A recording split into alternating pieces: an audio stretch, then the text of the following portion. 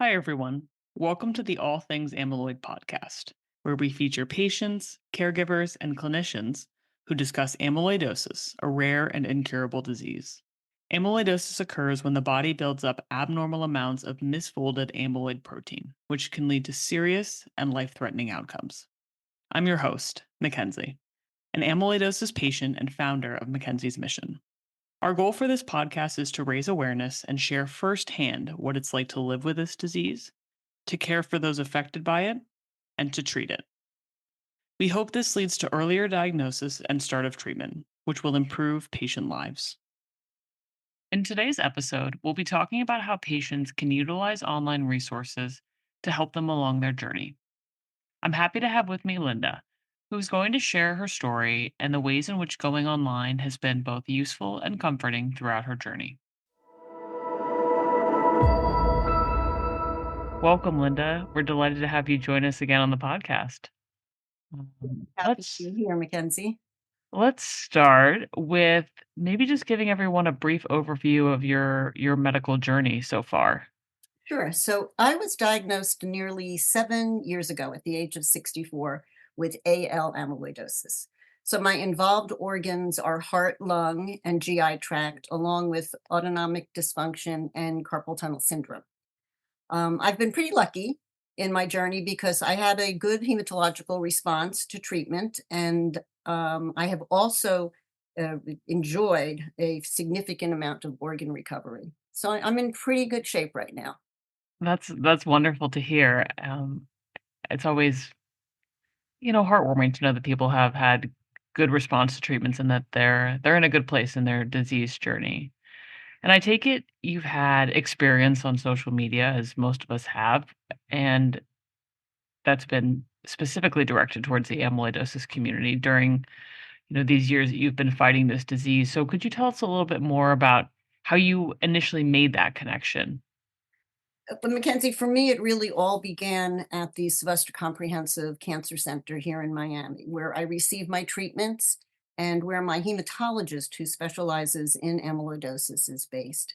I can remember it was November of 2019, about 18 months after my initial diagnosis, when I was in the waiting room waiting to go in for labs and treatment, and I saw a flyer in the waiting room advertising a presentation to be made by the amyloidosis support group right there at Sylvester. So I signed up immediately because by then, I was still going it alone with this Mhm. rare disease with no one to talk to who really could understand what I was experiencing.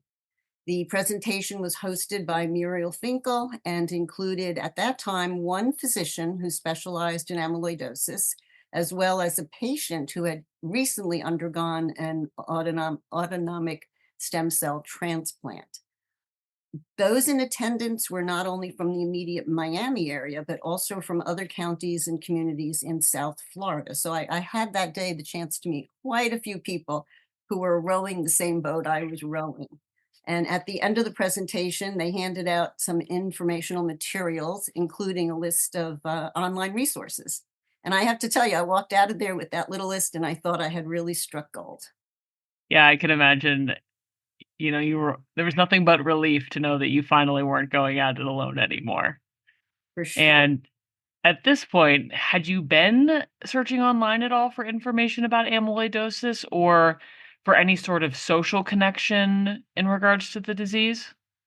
I was online a lot, probably a little too much when Mm, you sort of over research, but I yes. was spending a lot of time online, mostly looking for medical information about this disease because I had never heard of it before I was diagnosed, and I felt like there was just a lot to learn.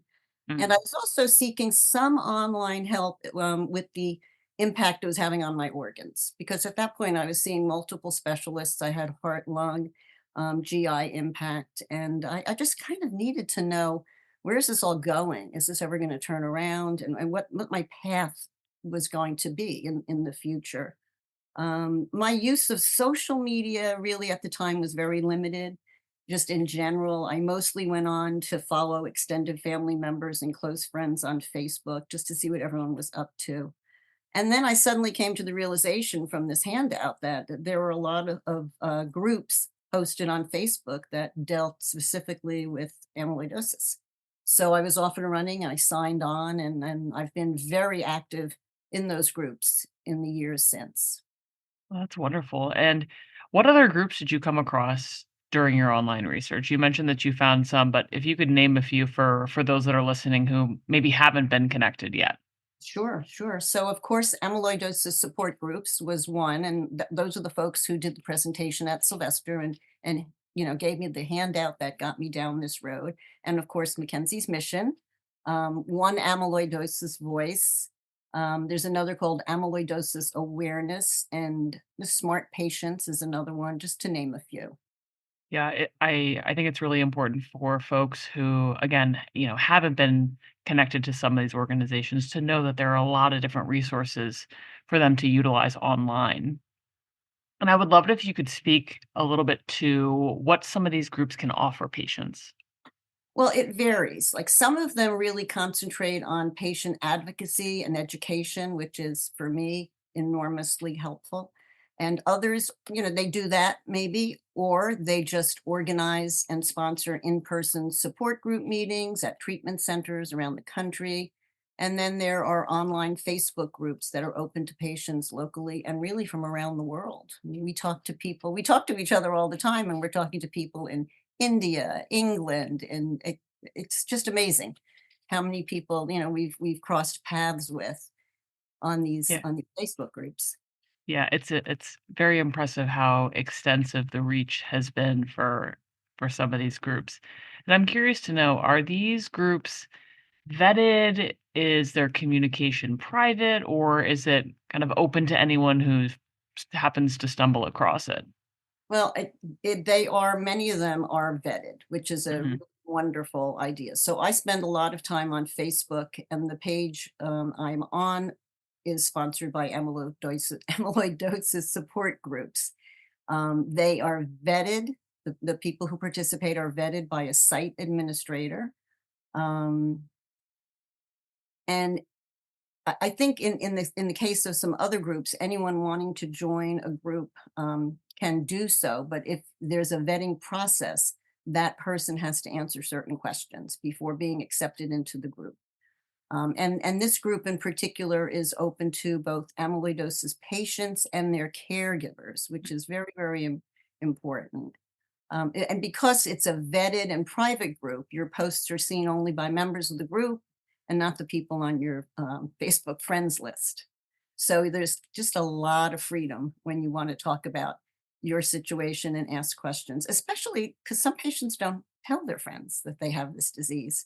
Yeah. And in a couple of instances, when patients have been on unvetted and not private Facebook Mhm. pages, they found out that people were reading what they were saying and learned about their disease state, unintentionally, which is really pretty scary. So I like the idea of a vetted group and a private group.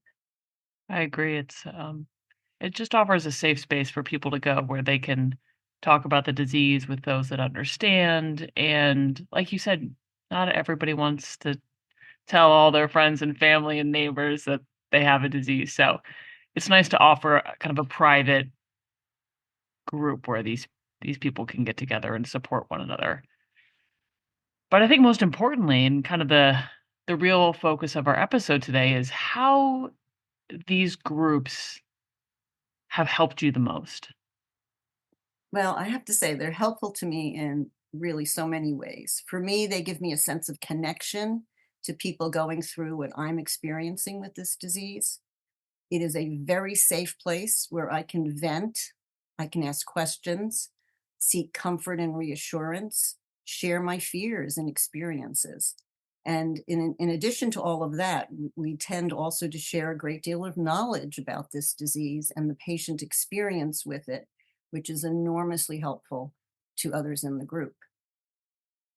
I would say that just as examples, patients often ask questions about how other patients are progressing with their treatments and how they are handling side effects. Mm, Doctors may be less responsive to a patient's concerns and complaints because, they've heard them before and they are not necessarily clinically significant. mm, But to the patient, they are very, very real. And Yeah. hearing from other patients can be comforting and help to allay fears. Yeah. And I That's will a great say that, point. when I think I resort to some of these Facebook groups when I'm sort of alone and my mind wanders and I start worrying about the what ifs. And I oftentimes will go online and just, pose a few questions, and people are so generous and wonderful. They'll respond right away, and they're just just so generous with sharing their own experiences, the good, the bad, and the ugly. And Yeah. I almost always come away feeling just reassured and much more hopeful. And I know some people go to therapists. I do not. But I also feel like a therapist really doesn't have an idea of what we're going through with this disease. It's so unique, and it's unique to us as a patient group. But with the Facebook groups, you hear about real life experiences, and you get advice from someone who generally gets what you're going through because they've walked in your shoes. And oftentimes, another patient really is the only one who feels your pain. Yeah. I also want to mention the educational component, which I have found just enormously helpful. It keeps us up to date on research developments, makes patients aware of medical trials that they may be qualified to participate in, and offers access to reliable current information about amyloidosis. I also find that in the case of in-person support group meetings, friendships can form with other patients in your local community. So in my case, in 2019, I became part of a small group of women patients who live in my area and would get together occasionally for lunch. And it was that sense of connection that I was seeking all along. And it also led me to participation in the Amyloidosis Speakers Bureau and eventually to this podcast series. So it was a real door opener for me to meet these women and to connect with them as much as we did. These groups are full of survivors, many handling this disease with a positive attitude, which can really inspire others to remain hopeful. They have helped carry many of us through times of fear and uncertainty, when just hearing their stories makes us realize that others have faced the same challenges and have overcome them. And I would say for me, the bottom line is that through these groups, I really feel and know that I'm never alone. Yeah. That is so powerful, that feeling to know that you're not alone. And I feel very fortunate to, as a patient, clearly you are as well, based on our conversation today, to be a part of this community and have the people that we do, the way that people support one another. It's selfless, and I'm just so grateful. I'm so grateful for it, and I think you did such a wonderful job of kind of highlighting some of the benefits that things like the support group can bring. But I would like to talk just a little bit, if you wouldn't mind, about things that make people good participants in these kind of groups. Yeah, that's a really, really good question. I find that when I'm oftentimes you'll read, somebody will go on the group and explain a situation they're dealing with, health wise, treatment wise, side effect, whatever it is. And they have very specific questions, sort of, if you have gone through this, let me know X, Y, and Z about that experience. And a lot of people, like sometimes 20, 30, 40 replies, right? And so I read through them all, and sometimes people are very spot on and they answer that patient's concerns and questions. Sometimes they just sort of drift into their own experience, which doesn't really mirror what this patient's going through. And I feel Mhm. like that's not why that person came on line. They really wanted some specific answers. Um, and I think if it's better if you can just stay on point and try to reflect on what that patient really needs from you before you sit down and reply. I'm trying to think of some other things. I know a lot of people will use platitudes like, you've got this, or, stay strong and whatever. And I will say that's when you're in a good mood and feeling pretty positive about your situation, you don't mind that. But when you are sinking and you feel like you're just never going to come up for air, somebody telling you that you've got this just doesn't help. Yeah. And it could be just me, but I just feel like just I don't know. It's almost it sort of makes light of how serious a moment this might be for the patient who took the time to go online and seek some kind of support and information and reassurance. Yeah. I think that's a great point. And one thing that I have noticed also is a lot of people like to give medical advice, Oh god. and Yeah. I'm I don't think that's a good thing, right? The majority of us are don't come from a medical background or have any sort of formal medical training. So I think while if one is comfortable, it's important to share your experiences. Right. I think it's inappropriate to give those medical advice.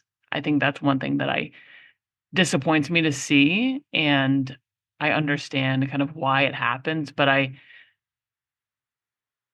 kind of I yeah, tread cautiously and take things with a grain of salt when when you're reading through those 30, 40 well, replies. not a lane we should be in. We're not trained medical Yeah. professionals, and I share your concerns about that. One of the things I noticed that we tend to do, and I think this is a very positive thing, is when we have somebody who signs on and they're talking about how they're a local hematologist or cardiologist or GI doctor. Oh, they're looking up amyloidosis while they're at their appointment, and these doctors don't really know about this disease. And I can tell you, like right away, the screen lights up with all these replies, which is you've got to get yourself to a center of excellence. And that's Mm, probably the best advice we can give as to another patient who's new to this world. And I cringe when I read one of those entries, and this person is not getting to the right facility for proper diagnosis, typing, and then treatment, recommendation and execution on the treatments. And I think we as a group do a very good job because when you have 20 people chiming in, center of excellence, it's going to move the needle for some of these people and it's going to save their lives because we yeah, know that without deep knowledge of this disease, doctors are not always, as effective as they should be.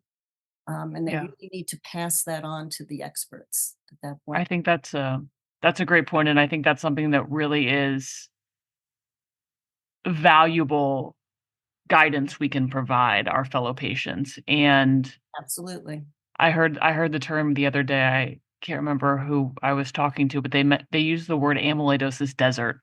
And to your point, we have these areas where, not to their fault or to place any blame, but there are areas that just don't have the amyloidosis awareness and education and resources for patients. So for people to be able to kind of guide and recommend fellow patients that it is worth, there is tremendous value in going to these centers of excellence and trying to seek care there is a worthwhile undertaking. Yes, yes. And the other thing that comes up too is they'll say, "Well, what are these centers of excellence? Where are they?" And we always refer them to amyloidosis support groups, which has, a page that you just put in your state and drop down and you look for your state on the drop down and it gives you the list of centers that specialize in amyloidosis. And I'm pretty convinced that over the past few years when we have referred patients to that site and to those drop down lists, I think we've probably saved some people because they do come back afterwards and say, "Thank you so much. Have an appointment for next month," that kind of thing. And because we know that that's their only real chance of fighting this disease is to be in the hands of people at those centers. I mean, there may be the odd physician here and there who has deep knowledge of this and not necessarily, specialize in it. But it's, as we know, it's a rare disease. It's deadly if it's untreated or mistreated. And I think this goes a long way in getting people to where they need to be, to save their lives. Absolutely. Yeah, I I want to thank you, Linda, for joining us today and sharing some of your resources that you found beneficial and just how they've helped you build a sense of community. So again, thank you so much for joining us today. my pleasure. Always a pleasure to see you, Mackenzie. Absolutely. And I agree, this process going through a disease like this can be extremely daunting to go it alone. So for those out there who haven't found their community yet, please know that there is a group of patients out there that are highly motivated to support and uplift one another, and that's something that's extremely powerful. Thank you for listening to the All Things Amyloid podcast. If you find our podcast informative, please follow and share it with others. If you want to learn more about the work we're doing at Mackenzie's Mission, please visit mm713.org. We'd also like to thank AstraZeneca Pharmaceuticals, Alexion Pharmaceuticals, Alnylam Pharmaceuticals, and Bridge Biopharma for their sponsorship to help raise awareness about amyloidosis. We hope you stay tuned for future episode drops. Thanks for listening.